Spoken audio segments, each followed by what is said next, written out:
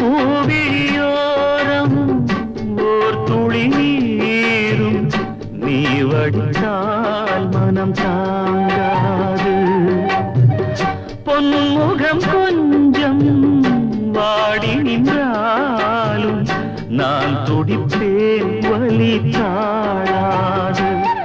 10 மாசம் சுமந்து பட்ட பாடும் மறந்து பிள்ளை செல்வம் பிறக்க அள்ளி கையில் எடு